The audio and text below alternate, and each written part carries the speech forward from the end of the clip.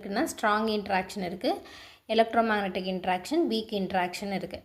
இப்போது இதில் வந்து நமக்கு ஸ்ட்ராங் இன்ட்ராக்ஷன் வந்து எதுலெல்லாம் கன்சர்வாக இருக்கும் அப்படின்னா, எனர்ஜி வந்து கன்சர்வ்டாக இருக்கும் ஸ்ட்ராங் இன்ட்ராக்ஷனில், மொமெண்டமும் கன்சர்வ்டாக இருக்கும், சார்ஜ் கன்சர்வ்டாக இருக்கும். ஐசோஸ்பெல்லில் I காம்போனண்ட்டும் சரி I3 காம்போனண்ட் ரெண்டுமே கன்சர்வ்டாக இருக்கும், ஸ்ட்ரேஞ்ச்னஸும் வந்து கன்சர்வ்டாக இருக்கும்.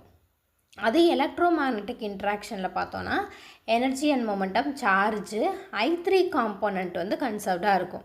அப்போது ஐசோஸ்பெல்லில் வந்து I காம்போனண்ட் வந்து எலக்ட்ரோமேக்னெட்டிக் இன்ட்ராக்ஷனில் வந்து கன்சர்வ்டாக இருக்காது, I3 வந்து கன்சர்வ்டாக இருக்கும், ஸ்ட்ரேஞ்ச்னஸ் வந்து கன்சர்வ்டாக இருக்கும்.